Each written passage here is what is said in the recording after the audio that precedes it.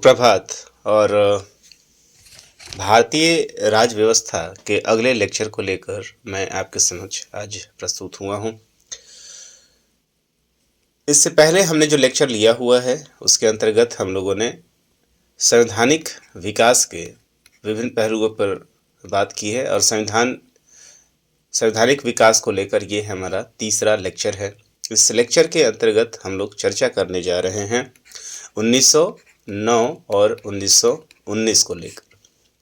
1935 का जो पूरा डेवलपमेंट है वो काफ़ी बड़ा है, इसलिए इसको हम अपने अगले लेक्चर में कवर करेंगे। तो आइए समय नहीं गंवाते हुए अपने इस सेशन को प्रारंभ करते हैं और चलते हैं हम लोग संवैधानिक विकास की प्रक्रिया के ऊपर।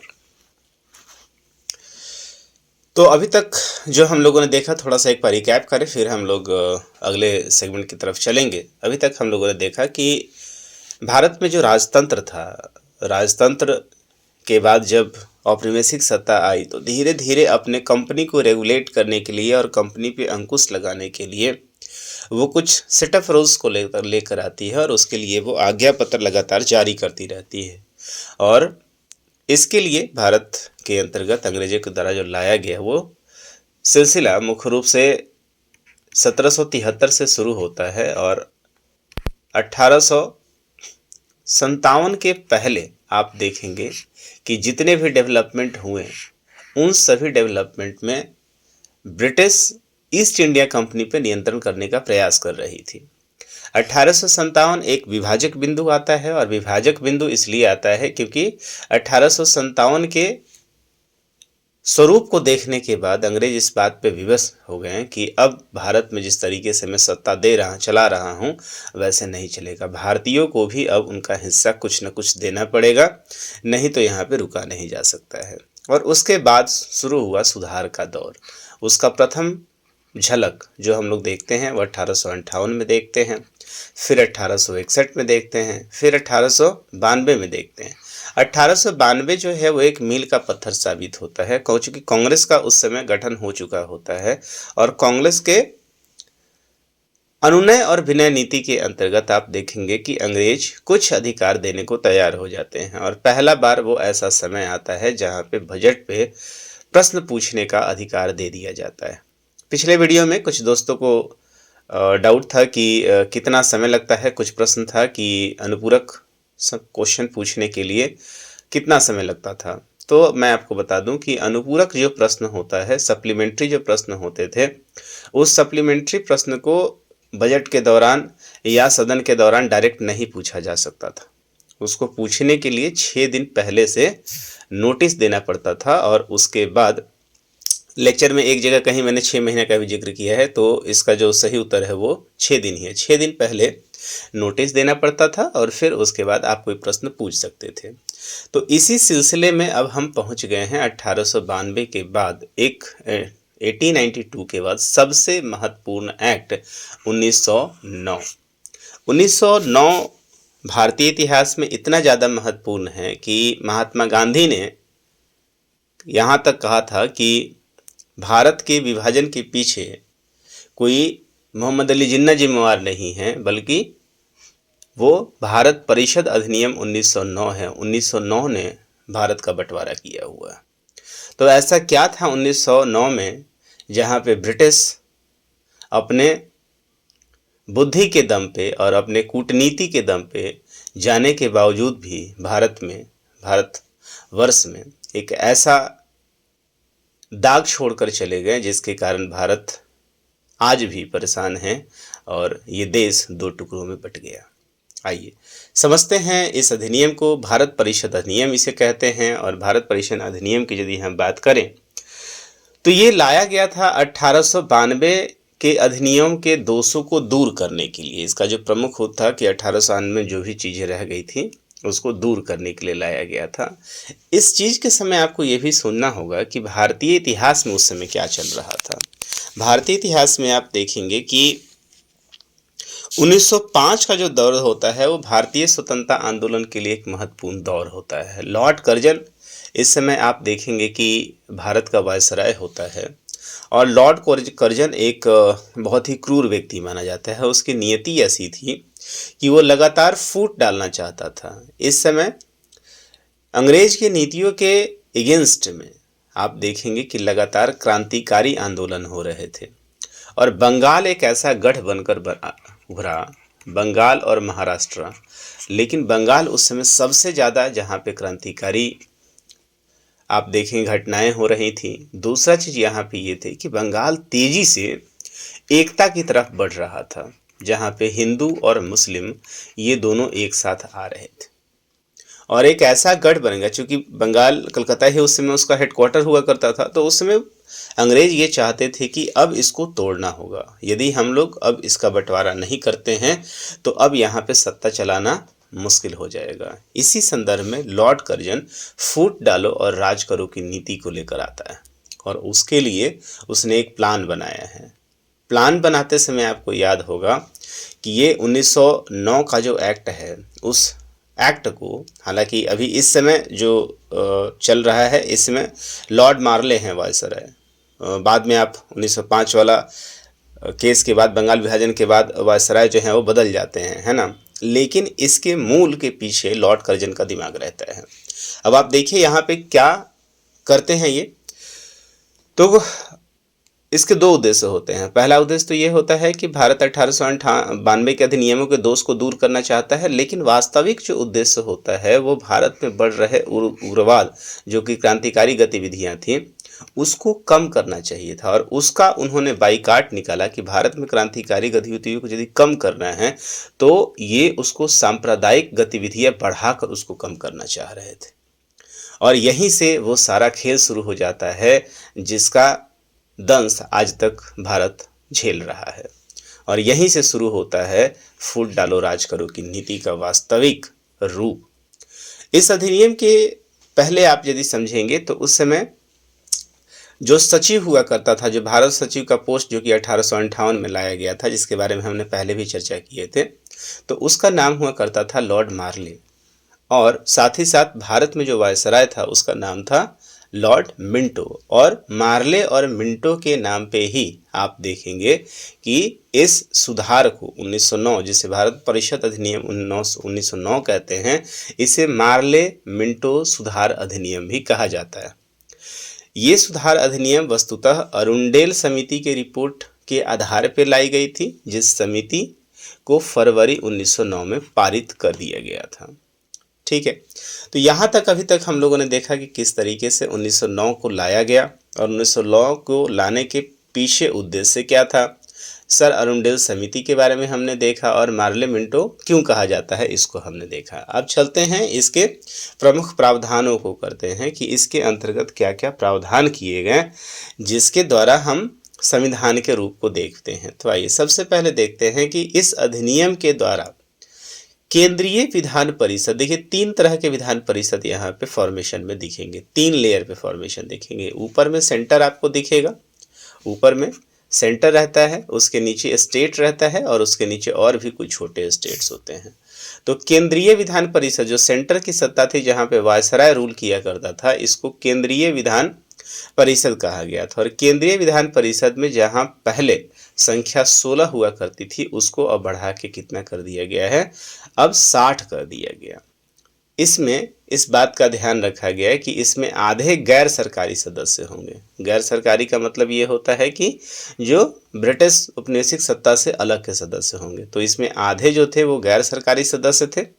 वहीं हम बात करें तो प्रांतीय विधानसभा जो था, प्रांतीय विधान परिषद, जहाँ पे बॉम्बे, मद्रास, बंगाल, उत्तर प्रदेश, ये जो थे इसके प्रमुख प्रांत थे, वहाँ पे सदस्यों की संख्या बढ़ाकर कितनी कर दी गई, तो 50 कर दी गई। और छोटे जो प्रांत बन रहे थे वहाँ पे सदस्यों की संख्या बढ़ाकर 30 कर दी गई।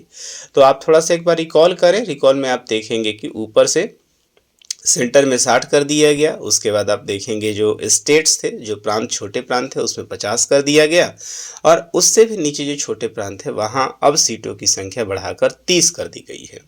और ये जितनी भी संख्या आप देख रहे हैं, केंद्रीय और प्रांतों में सदस्य जो होते थे वो मुख्य रूप से 4 प्रकार के होते थे। इनमें 4 प्रकार के सदस्य होते थे। कैसे सदस्य होते थे?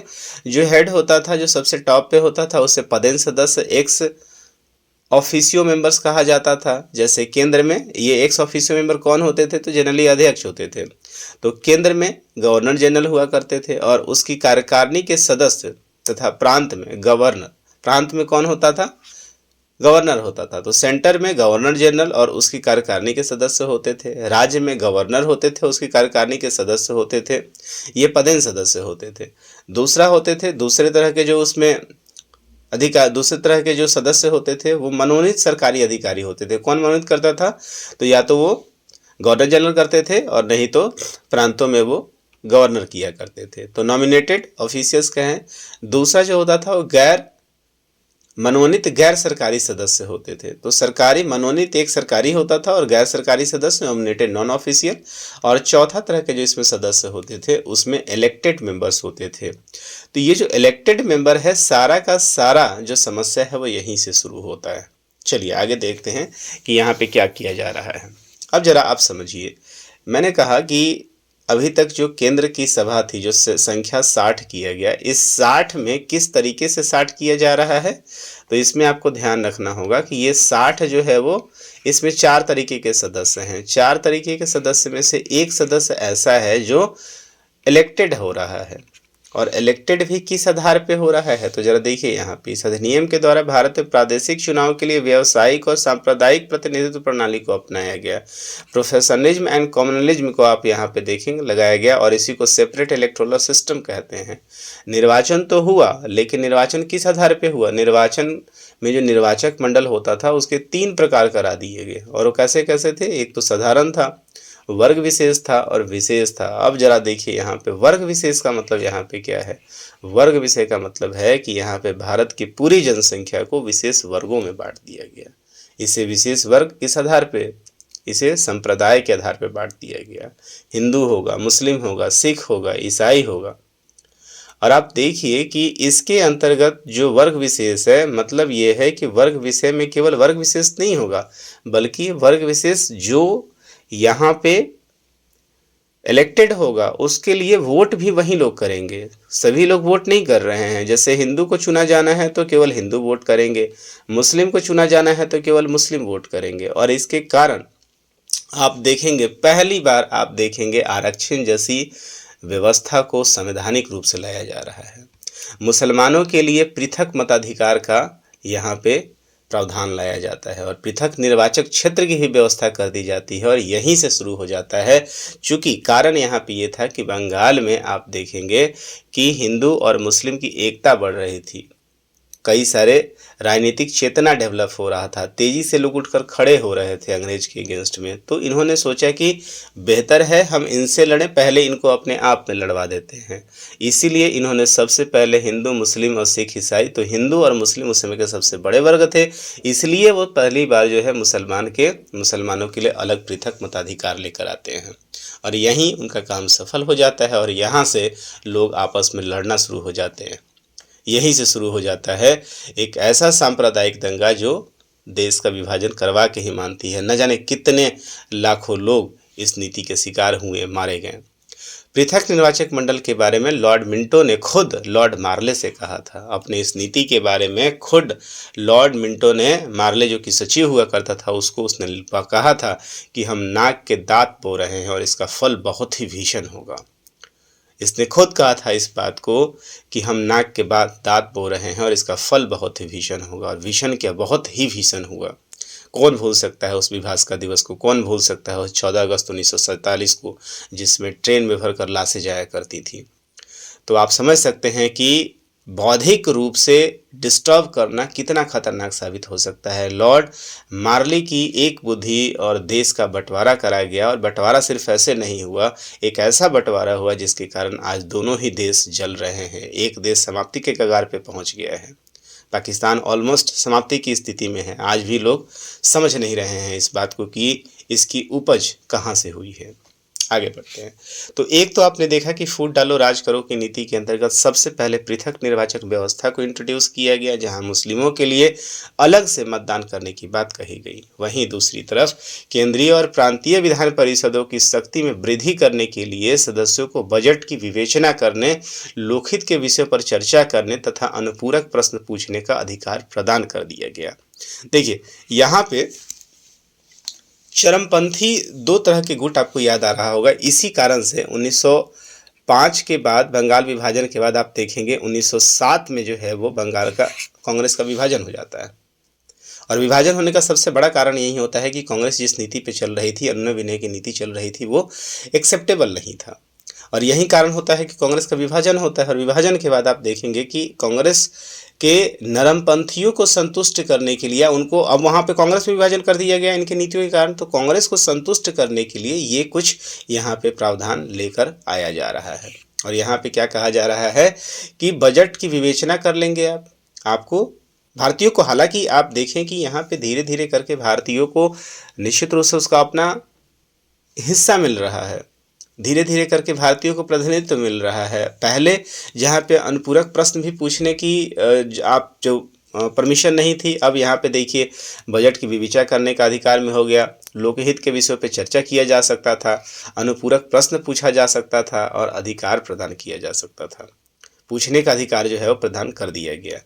उन्हें बजट पर मतदान का अधिकार नहीं मिला था। यहाँ ध्यान देने वाली बात है कि 1892 में पहली बार बजट पे प्रश्न पूछने का अधिकार हुआ था वहाँ पे, लेकिन अनुपूरक प्रश्न आप पूछने के लिए 6 दिन पहले नोटिस देना हो रहा था। दूसरी बार आप देखेंगे कि यहाँ पे लोकहित के विषय पर चर्चा करने के लिए अनुपूरक प्रश्न पूछने का अधिकार दे दिया गया। यहाँ पे अब नोटिस वाली बात नहीं थी, बजट पे विवेचना कर सकते हैं। मतलब जो विधान केंद्रीय परिषद जो हुआ करता था, अब धीरे धीरे भारतीयों का यहाँ पे प्रेजेंस बढ़ रहा है, और बढ़ ही नहीं रहा है, प्रभावी हो रहा है। इस अधिनियम के तहत भारतीयों को प्रशासन तथा विधि निर्माण दोनों कार्यों में प्रतिनिधित्व प्रदान कर दिया गया। और साथ ही साथ आप देखेंगे कि इस अधिनियम के द्वारा पहली बार, इस लाइन को रट लें आप, चूँकि ये कई बार प्रश्नों में पूछा जा चुका है, भारत परिषद तथा वायसराय की कार्यकारिणी परिषद में भारतीय सदस्यों को सम्मिलित किया गया। अब जरा यहाँ पे देखिए, दो टर्म है यहाँ पे, समझिए। यहाँ पे एक जगह बात हो रहा है भारत परिषद का और दूसरे जगह बात हो रहा है वायसराय की कार्यकारिणी परिषद का। तो यहाँ पे जो भारत परिषद का संबंध है वो ब्रिटेन में बैठे हुए परिषद से संबंध है, जहाँ पे वायसराय जाकर रिपोर्ट करते थे। और दूसरा आप देख रहे हैं वायसराय की कार्यकारिणी परिषद का, तो वायसराय की जो कार्यकारिणी परिषद भारत में थी उसके बारे में यहाँ पे बात किया जा रहा है। मतलब ये है कि भारत परिषद तथा वायसराय परिषद दोनों जगह अभारतीय हो रहे हैं, भारतीयों को मौका दिया जाने लगा। और ऐसे में आप देखेंगे कि दो भारतीय जिनका नाम था केसी गुप्ता और सैयद हुसैन बिलग्रामी, इन्हें इंग्लैंड स्थित भारत परिषद में नियुक्त कर दिया जाता है। ध्यान दीजिएगा, तो भारतीय परिषद में पहली बार यदि कोई दो भारतीय नियुक्त होते हैं, और जो कहाँ पे, ब्रिटेन में बैठे हुए होते हैं, उनका नाम क्या था, भारतीय जो थे वो केसी गुप्ता और सैयद हुसैन बिलग्रामी, जो इंग्लैंड में थे, उनको नियुक्त किया जाता है। मल्टीपल टाइम इस विभिन्न प्रतियोगी परीक्षाओं में पूछा गया है, बीपीएससी में पूछा गया है, यूपीएससी का भी ये प्रश्न है, और जो वन लाइनर जहाँ पे एग्जाम होता है अच्छे लेवल का, वहाँ भी इस प्रश्न को लगातार पूछा जाता है। इस चीज़ को याद रखेंगे तो नोट डाउन कर लेंगे। और वहीं पे मैंने कहा कि एक तरफ भारत परिषद था और जो वायसराय का परिषद था जो भारत में ही था, वायसराय के परिषद में भी भारतीयों की नियुक्ति होती है। और ऐसे में वहाँ पे नियुक्त होने वाले व्यक्ति हैं एसपी सिन्हा, सत्येंद्र प्रसाद सिन्हा इनका पूरा नाम था। और यही सत्येंद्र प्रसाद सिन्हा, जो आपको याद आ रहा होगा कि जब संविधान सभा का गठन होता है तो सबसे वयोवृद्ध थे उस समय, और उनको अस्थायी तौर पर अध्यक्ष बनाया जाता है। और वायसराय की कार्यकारिणी में एक विधिक सदस्य के रूप में यहाँ पे शामिल हो जाते हैं। इस बात को नोट कर लेंगे।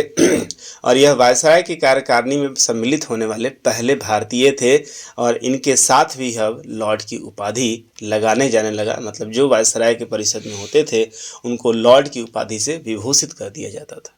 अब आप समझे, यहाँ पे 2-3 व्यक्तियों का नाम याद रखेंगे। यहाँ पे कहा गया कि जो भारत परिषद होगा, इसमें 2 तरह के परिषदों की चर्चा की गई है, एक भारत परिषद है और दूसरा जो है वो वायसराय का परिषद है। तो वायसराय का परिषद भारत में है, और भारत का जो परिषद बना हुआ है बेसिकली ये इंग्लैंड में है, और वायसराय वाला जो परिषद है वो आपका कहाँ पे है, भारत में। भारत परिषद के अंदर 2 गुप्ता, केसी गुप्ता और बिलग्रानी साहब चुने जाते हैं। वहीं वायसराय वाले में आप देखेंगे कि जो भारत के अंदर था वहाँ पे चुने जाने वाले पहले भारतीय कौन थे? एसपी सिन्हा थे, सत्येंद्र प्रसाद सिन्हा जिनको कहा जाता है। चलिए आगे बढ़ते हैं। अब इस तरीके से हम देख रहे हैं कि 1909 का जो शासन अधिनियम था, जो यहाँ पे प्रावधान लाए गए, उसके यदि मुख्य प्रावधानों की बात करेंगे तो सबसे बड़ा प्रावधान था कि निर्वाचक मंडल जो विशेष प्रकार का बनाया गया था। दूसरा तरह का जो प्रभाव हम लोग देख रहे हैं, वहाँ हम लोगों ने क्या देखा कि यहाँ पे भारतीयों को मौका मिल रहा है, बजट पे बात करने की चर्चा हो रही है। और तीसरा जो मुख्य बिंदु वहाँ देखने को मिला, वो मुख्य बिंदु वहाँ पे हम लोग देखें कि भारत परिषद और साथ ही वायसराय परिषद में भारतीयों को मौका दिया गया। एक तरफ केसी गुप्ता और बिलग्रामी, सैयद हुसैन बिलग्रामी बनते हैं, वहीं भारत में जो है वो सत्येंद्र प्रसाद सिन्हा को 1909 के शासन अधिनियम के अंतर्गत मौका दिया जाता है। तो इस अधिनियम में एक और प्रावधान था कि प्रति 10 वर्षों पे इस अधिनियम का क्या किया जाएगा, अब जो है लगातार रिव्यू किया जाएगा और जो चीज़ उचित होगा उसको यहाँ पे लागू किया जाएगा और नया जोड़ा जाएगा। अब इससे पहले कि हम भारत शासन अधिनियम या भारत सरकार अधिनियम 1919 की तरफ चलें, भारत में क्या चल रहा है उस समय इस देखने की ज़रूरत है। ज़रूरत कैसे है? मैंने आपको बताया कि 1909 के समय जो बंगाल विभाजन से भारत स्वतंत्रता आंदोलन जो एक आगे बढ़ता है, 1915 कुछ विशेष होता है, 1919 कुछ विशेष है। 2 से 3 महत्वपूर्ण घटनाएं यहाँ पे हो जाती हैं जिसका प्रभाव इस अधिनियम के ऊपर है। पहला चीज़ ये है कि पहली बार आप देखेंगे पूरी दुनिया में एक विश्व युद्ध होता है और उस विश्व युद्ध में 1914 और 1918 के बीच में जो है ये प्रथम विश्व युद्ध होता है और उस विश्व युद्ध में सबसे प्रमुख प्लेयर के रूप में जो होता है वो ब्रिटेन होता है। पहली बात, ब्रिटेन में चूंकि उसे जीत वहाँ पे हाथ से लग जाती है, इसलिए काफ़ी उत्साहित था वो। दूसरी तरफ आप देखेंगे कि 1919 में दूसरी तरफ भारत में आप देखेंगे कि 9 जनवरी 1915 में भारत में महात्मा गांधी का आगमन हो गया है। 1917 का चंपारण हो चुका है। गांधी जी का प्रभाव धीरे धीरे यहाँ पे बढ़ रहा है।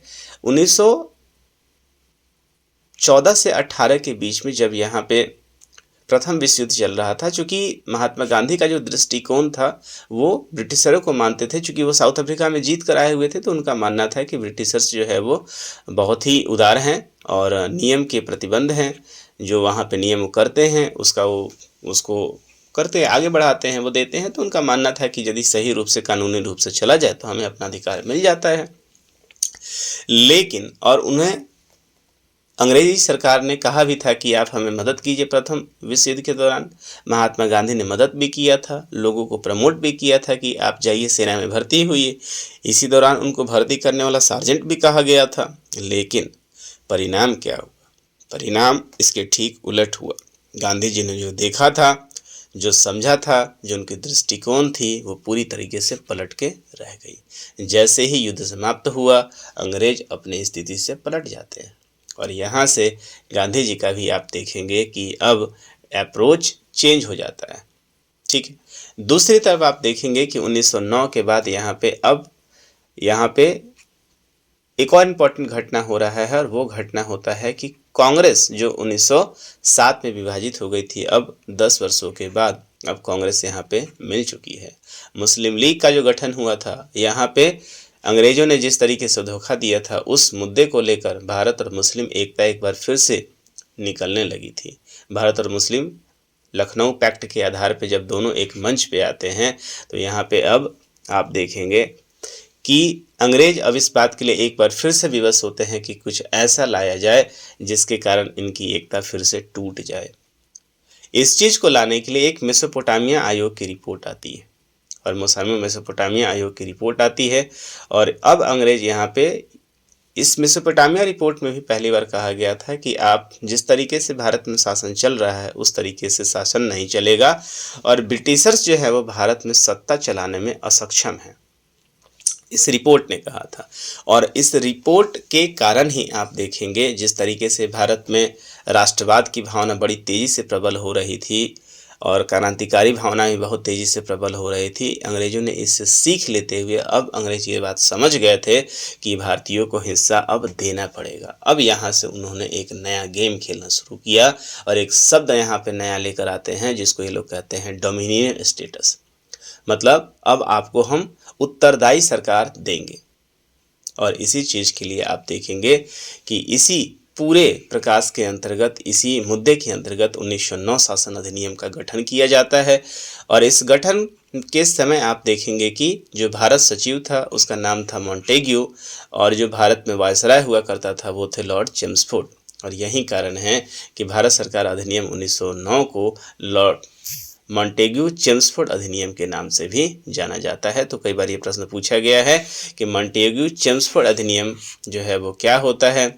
और आप देखेंगे कि भारत को स्वतंत्र डोमिनियन की स्थिति प्रदान करने की बात कही गई थी। किसमें? आप देखेंगे मेसोपोटामिया जो आयोग आया था उसने कहा था। और उसके बाद मॉन्टेग्यू भारत आते हैं, गवर्नर जनरल चेम्सफोर्ड रहते हैं वहाँ पे। इन नेताओं के बीच में शिमला में एक विचार विमर्श होता है और जुलाई 1918 में मॉन्टेग्यू चेम्सफोर्ड की रिपोर्ट जो है वो प्रकाशित कर दी जाती है। इस प्रकाश के अंतर्गत क्या क्या वो चीज़ दिए जाते हैं। अब देखिए भारतीय संविधान का एक बहुत जो आज के डेट में जितना भी रूप देख रहे हैं, क्या क्या चीज़ हो चुका है इस चीज़ को समझिए। अब देखिए जो संसद का हमारा रूप है, जो विधानसभा का रूप है, ऑलमोस्ट धीरे धीरे संख्या कम है लेकिन वो प्रारूप बनता जा रहा है ना। 1919 का भारत शासन अधिनियम इसको और आगे बढ़ाता है। सबसे पहला बात जो यहाँ पे चर्चा होता है कि भारत को उत्तरदायी शासन दिया जाएगा। उत्तरदायी का मतलब यहाँ पे डोमिनियन स्टेट की बात कही जाती है। डोमिनियन स्टेट क्या होता है कि आप राज कीजिए, आपको मैं सत्ता दे रहा हूँ, लेकिन जो टॉप पे रहूँगा वो मैं रहूँगा, सारा जो डिसीजन होगा मेरा होगा, है ना। चाहे आप केंद्र में रहेंगे तो केंद्र में आपके ऊपर वायसराय रहेगा, उसके नीचे यदि आप रहेंगे तो वहाँ पे गवर्नर रहेगा। ये दोनों ही अंग्रेज के आदमी होंगे और अंग्रेजों के लिए काम करेंगे। तो इसका मतलब सत्ता तो आप चलाएंगे, सारा मेहनत तो आप करेंगे, लेकिन वो सारा प्रमुख डिसीजन जो होगा वो मेरा होगा। मेरे डिसीजन के बिना आप कुछ नहीं कर पाएंगे। तो ऐसी स्थिति को उत्तरदायी सरकार लाने का मतलब भारतीय, इनका कहने का मतलब है कि हम भारतीयों को ला रहे हैं, लेकिन लाने से क्या फ़ायदा जब उसको उसका अधिकार ही नहीं दे रहे हैं। तो इसी चीज़ के अंतर्गत आप देखेंगे पहली बार डोमिनियन स्टेट का यहाँ पे टर्म इस्तेमाल किया जाता है। 1793 से भारत सचिव का जो खर्च, मैंने आपको बताया था इसके पहले, जो भारत सचिव एक पोस्ट क्रिएट किया गया था उसका खर्च जो है वो भारत के खाते से जाता था। लेकिन अब क्या किया जाता है, चूंकि इसका विरोध हो रहा होता है, तो अब भारत सचिव खर्च भारत के राजस्व से दिया जाता था, लेकिन अब इस खर्च को ब्रिटिश राजस्व से कर दिया जाता है। एक तरह की जीत थी ये। दूसरा यहाँ पे देखेंगे कि भारत परिषद के सदस्यों की संख्या न्यूनतम जो पहले 8 हुआ करती थी, भारत परिषद मैंने आपको बताया था ब्रिटेन में होता है, और ये न्यूनतम, और इसी में केसी गुप्ता और बिलग्रामी साहब चुने गए थे। तो यहाँ पे जो न्यूनतम संख्या 8 थी और इसकी अधिकतम संख्या 12 निश्चित कर दी गई, मतलब यहाँ संख्या बढ़ाया गया है। इसके अलावा भारत सचिव की सहायता के लिए एक विशेष पोस्ट का सृजन किया जाता है जिसको हाई कमिश्नर कहा जाता है। इसको क्या कहा जाता है? हाई कमिश्नर कहा जाता है, ऊंचा आयुक्त कहा जाता है। ठीक है, आज भी आप देखेंगे, आज के डेट में भी जितने भी कॉमनवेल्थ वाले कंट्री हैं, जो भारत के, जो ब्रिटेन के उपनिवेश रहे हैं, वहाँ पे जो कमिश्नर होते हैं उसके लिए जो शब्द इस्तेमाल होता है आप देखिएगा। इसके अलावा जैसे यूएसए है, जो मुख्य रूप से आप जो भी ऐसा देश जो ब्रिटेन का कॉलोनी नहीं रहा है, वहाँ पे जो इस तरह के हाई कमिश्नर होते हैं वहाँ एम्बेसडर कहा जाता है, लेकिन आज भी ऐसे को हाई कमिश्नर कहा जाता है। इन देशों में हाई कमिश्नर कहा जाता है। तो याद रखिएगा पोस्ट जो है वो भारत, ये जो एम्बेसडर वाला जो पोस्ट है इसके 2 नाम होते हैं, एक एम्बेसडर होता है और एक कौन होता है? हाई कमिश्नर होता है। सुना होगा कि हाई कमिश्नर को तलब किया गया। तो बेसिकली हाई कमिश्नर उसी समय आया था, 1909 में इसको लाया गया था और ये सचिव की सहायता के लिए था। इस अधिनियम के द्वारा पहली बार प्रत्यक्ष चुनाव प्रणाली भी अपनाई गई थी। अभी तक यह अप्रत्यक्ष रूप से चलता था और इसमें सबसे इम्पोर्टेंट बात है कि पहली बार महिलाओं को मताधिकार का अधिकार दिया गया था। तो यदि आपसे पहली बार पूछता है कि मताधिकार का अधिकार कब दिया गया था महिलाओं को, तो ये 1919 भारत शासन अधिनियम के अंतर्गत लाया गया था। सांप्रदायिक आधार पर निर्वाचन प्रणाली का विस्तार किया जा रहा था। पहले जहां पे सिर्फ मुस्लिमों को दिया गया था निर्वाचन के लिए, अब और भी इसे बढ़ाते हुए सिख, ईसाई और आंग्ल भारतीयों तथा यूरोपियों पर भी लागू किया जा रहा था। आंग्ल भारतीय तो आज तक चल रहा था, कुछ समय पहले तक, जहाँ पे अब निरस्त कर दिया गया है, उसे आगे नहीं बढ़ाया गया। तो यहाँ पे अब भारत को और भी टुकड़ों में बांटने की तैयारी हो रही थी। पहले जहाँ पे भारत को हिंदू और मुसलमान के नाम पे बांटा गया, एक बार फिर से चूंकि निर्वाचन को लागू कर दिया गया और निर्वाचन भी ऐसे लागू किया गया कि महिलाओं के लिए अलग वोट कर दिया गया।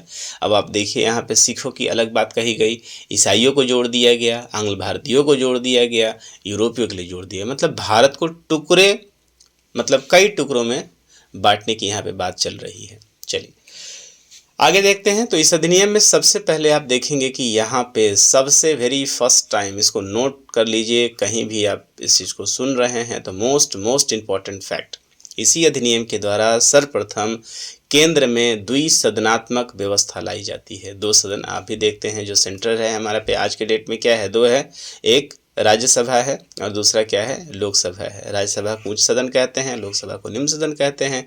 तो इसका प्रारूप आप देखेंगे 1919 के भारतीय शासन अधिनियम से ही निकल कर आता है। यहाँ पे केंद्र में द्विसदनात्मक व्यवस्था किया जाता है और साथ ही साथ आप देखेंगे केंद्रीय विधान परिषद का जो स्थान है, जो पहले केंद्रीय विधान परिषद हुआ करता था, हाई जो उच्च सदन होता था, उसका स्थान ले लिया वहाँ पे राज्य परिषद, जिसको उच्च सदन किया जाता था।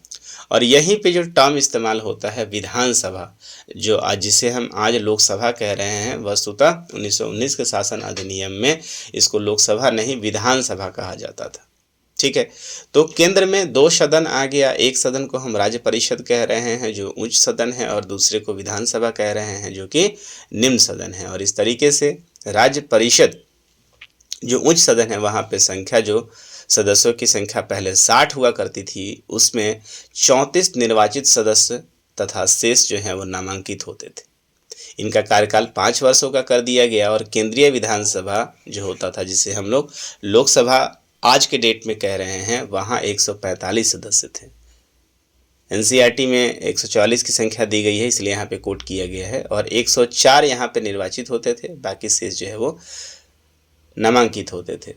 और इनका कार्यकाल जो होता था वो 3 साल का होता था। तो क्वेश्चन पूछ लेगा, जो उच्च सदन होता था, देखिए आज उच्च सदन क्या है, डिजॉल्व नहीं किया जा सकता है, लेकिन यहाँ जो उच्च सदन होता था उसका कार्यकाल 5 वर्षों का होता था, और यहाँ जो विधानसभा है उसका जो कार्यकाल है वो 3 वर्षों का था। इनके प्रतिनिधियों का, अब आप यहाँ पे देखिएगा कि इनके प्रतिनिधियों का जो कार्यकाल है, जो उच्च सभा में जो लोग नियुक्त होते थे उनका कार्यकाल 5 वर्षों का है, जो निम्न सभा में जो होते थे उनका कार्यकाल 3 वर्षों का हुआ करता था। इस बात को नोट कर लेंगे। दोनों की शक्तियां जो थी वो समान थी, लेकिन अंतर कहाँ होता था, अंतर होता था बजट के ऊपर। ठीक है, तो बजट पर स्वीकृति प्रदान करने के लिए अधिकार जो है था सिर्फ विधानसभा को था। आज भी देखेंगे बजट पे जो मुख्य रूप से स्वीकृति होती है कहाँ है, लोकसभा में ही होती है।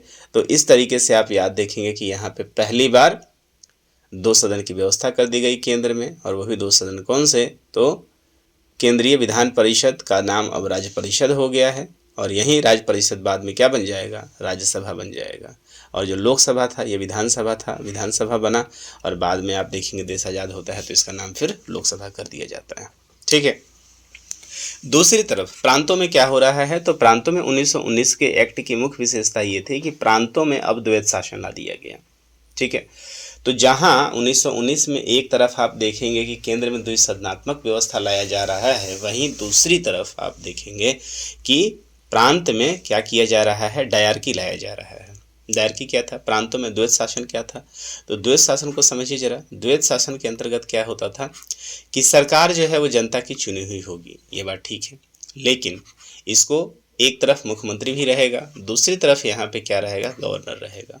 और गवर्नर जो होगा आप देखेंगे कि गवर्नर के पास पावर ज़्यादा होगा। तो जब पावर ज़्यादा होगा यहाँ पे और सरकार काम करेगी, दूसरी चीज़ ये होगा कि यहाँ काम करने के लिए विषयों को बांट दिया गया, ये विषय आप देखेंगे, ये विषय आप देखेंगे। जो गवर्नर के पास विषय थे उसको आरक्षित विषय कहा गया, और जो बाकी लोग के पास होते थे उसको गैर आरक्षित विषय कहा गया। और आरक्षित विषय जो था वो सारे के सारे इम्पोर्टेंट विषय हुआ करते थे, जो पूरे देश को प्रभावित होते थे। इस तरीके से आप देखेंगे कि प्रांतों में द्विसदनात्मक व्यवस्था को लाया गया था। हालांकि इसका जन्मदाता जो है लियोनस कार्टर को माना जाता है।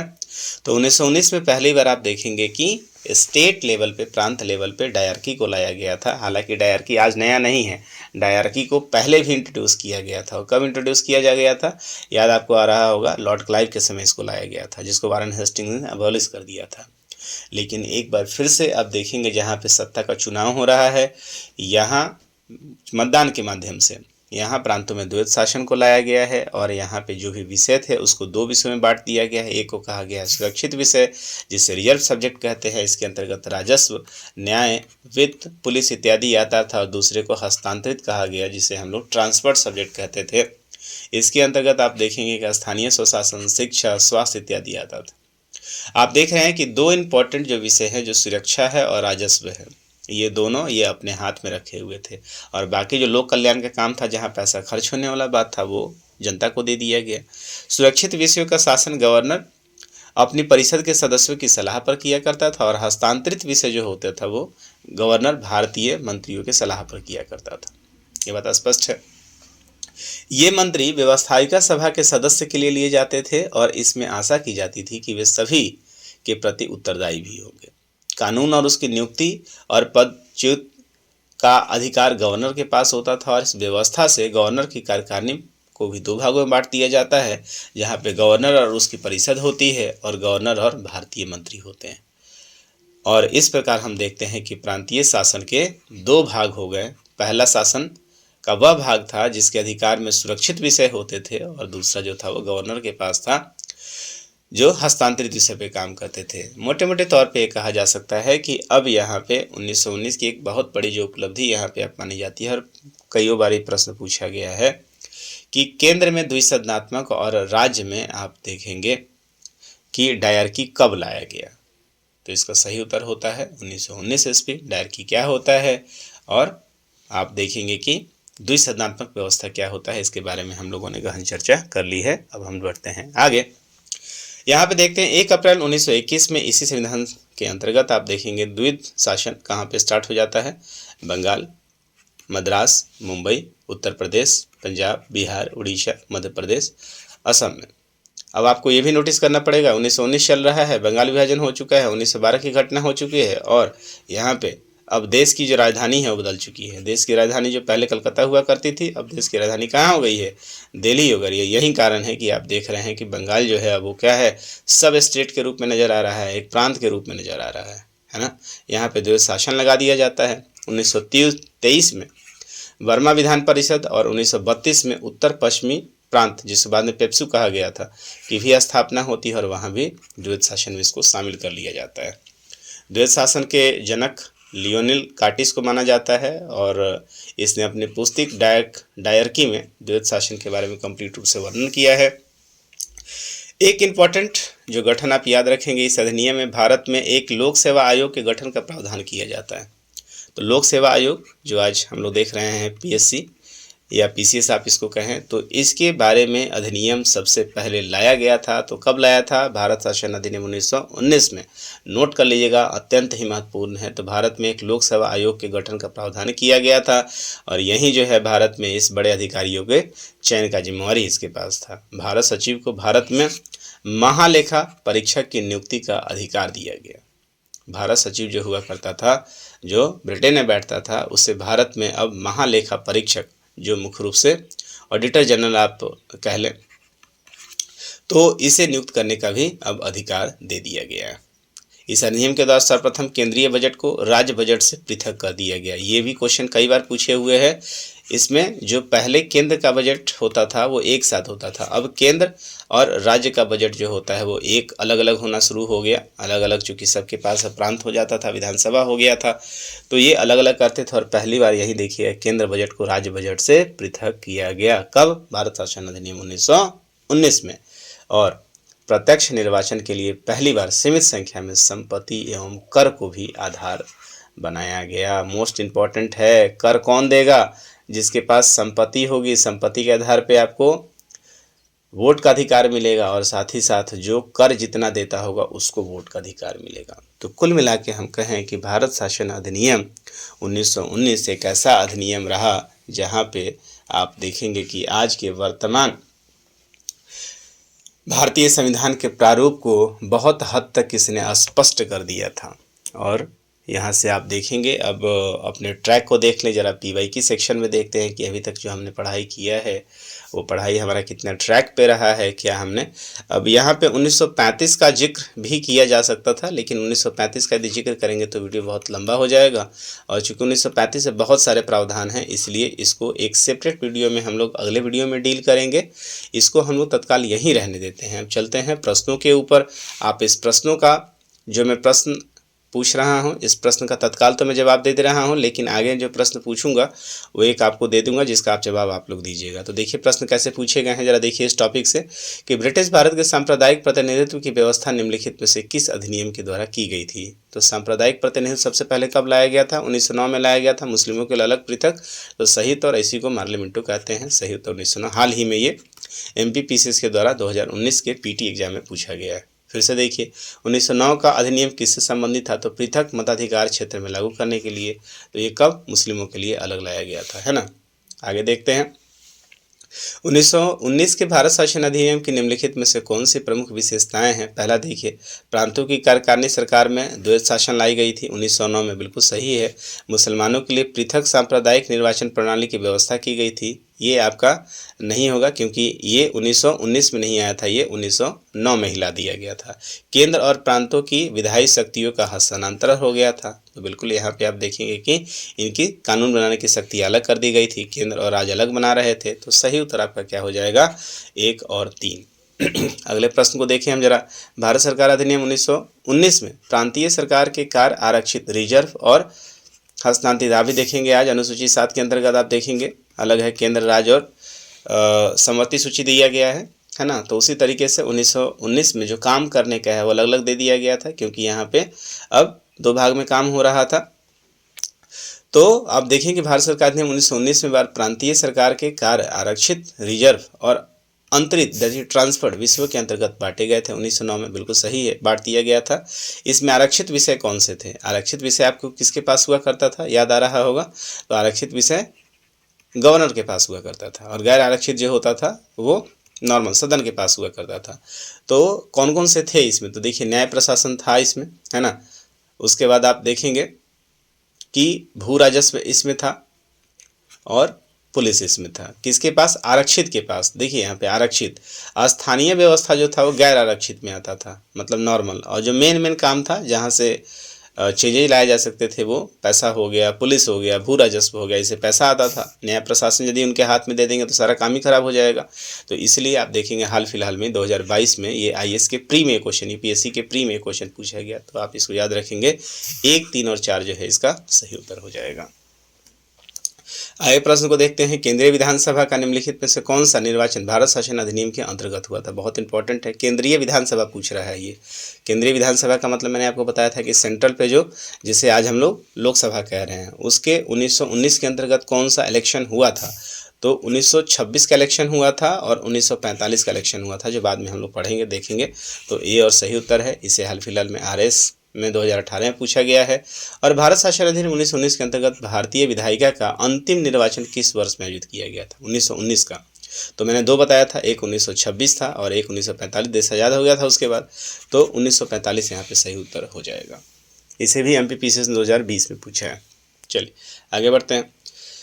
तो ये कुछ प्रश्न हैं, जब आप घटना चक्र को देखेंगे वहाँ ऐसे प्रश्न मिल गया है। कुछ परीक्षा के लिए कुछ महत्वपूर्ण तथ्य हैं जो वन लाइनर फैक्ट के रूप में आज तक पूछे गए हैं, इनके बारे में जरा देख लीजिए। भारतीय सदस्यों को पूरक प्रश्न पूछने का अधिकार सबसे पहले कब मिला था? चर्चा भी हमने कर लिया, 1909 में है। भारतीय परिषद एक्ट 1909 के तहत इंग्लैंड की भारतीय परिषद में नियुक्त होने वाले प्रथम भारतीय कौन थे? इंग्लैंड की भारतीय परिषद पूछ रहा है ये। तो मैंने बताया था KC गुप्ता और बिलग्रामी साहब, है ना। तो ये सही उत्तर हो जाएगा। और भारत वाले में कौन चुने गए थे? तो SP सिन्हा चुने गए थे, जिन्हें लॉर्ड भी कहा जाता था। लॉर्ड SP सिन्हा बाद में इनका नाम हुआ। प्रांतों में शासकीय बहुमत किस अधिनियम के द्वारा समाप्त हो गया था? तो 1909 के द्वारा जो है प्रांत में शासकीय शुरू हो गया था, समाप्त कर दिया गया था। इस बात को आप याद रखेंगे। किस अधिनियम के तहत गवर्नर जनरल की कार्यकारिणी में प्रथम भारतीय विधि सदस्य सत्येंद्र प्रसाद सिन्हा की नियुक्ति हुई थी? तो एक्ट 1909। केंद्र में द्विसदनीय व्यवस्था अधिनियम कब लाया था? चर्चा हमने किया है। केंद्र में द्विसदनीय और प्रांत में क्या प्रांत में आप देखेंगे कि डायरकी, तो वो कब लाया गया था? 1919 में लाया गया था। प्रांतों में उत्तरदायी और द्वैत शासन की स्थापना, 1919 में द्वैत शासन का जन्मदाता लियोनस कार्टेस को कहा जाता है। सर्वप्रथम अपनी पुस्तक डायरकी में इसने इस बात का वर्णन किया था। भारत सचिव के कार्यभार को कम करने के लिए हाई कमीशन की नियुक्ति भी कब की गई थी? 1919 में ही कर दी गई थी। प्रांत में द्वैत शासन प्रणाली किसके द्वारा? प्रांत में जो द्वैत शासन प्रणाली था वो 1935 में अबॉलिश कर दिया गया था। और यहाँ भी आप देखेंगे कि अब केंद्र में डायरकी चला जाता है और प्रांत में क्या हो जाता है? आपको द्विशब्दात्मक व्यवस्था हो जाता है। ठीक है, आगे देखते हैं। द्वैत शासन प्रणाली की असफलता की जांच समिति के लिए कौन सा अध्यक्ष था वहाँ पे? तो सर अलेक्जेंडर मूडीमैन। ये द्वैत शासन जब असफल हुआ था तो उसके लिए जांच किया गया था। केंद्र और प्रांतों में प्रशासनिक शक्ति का विभाजन 1919 के आधार पर किया गया है। भारत सचिव और उसकी परिषद का वेतन भारतीय राजस्व से कब से देने जाने लगा? तो पहले ये भारतीय राजस्व से, भारत सचिव और उसके परिषद का वेतन भारतीय राजस्व से दिया जाना कब बंद कर दिया गया था? तो 1919 में बंद किया गया था, है ना। इसके पहले 1858 में देख रहे थे कि दिया गया था। सांप्रदायिक आधार पर निर्वाचन प्रणाली को सिखों, ईसाइयों और आंग्ल भारतीयों पे कब लागू किया गया? तो 1919 में केवल मुस्लिम को लाया गया था और 1909 में मुस्लिमों के लिए किया गया था और 1909 में इस और विस्तार कर दिया गया और इसके अंतर्गत सिख, ईसाई और आंग्ल भारतीयों को लाया गया। तो ये आप देखेंगे महत्वपूर्ण वीडियो है। यहाँ तक हम लोगों ने 1909 देख लिया है, 1919 देख लिया। अब हम लोग चलेंगे 1935 के लिए एक सेपरेट वीडियो रहेगा। फिर हम लोग चर्चा शुरू कर देंगे संविधान सभा की, जो कि महत्वपूर्ण वीडियो है। यहाँ से पॉलिटी को इसके पढ़े बिना आप स्टार्टअप नहीं ले सकते हैं, क्योंकि कैसे संविधान बना है, कहाँ से ये आया है, इसके बारे में आपको जानकारी निश्चित रूप से रखनी चाहिए।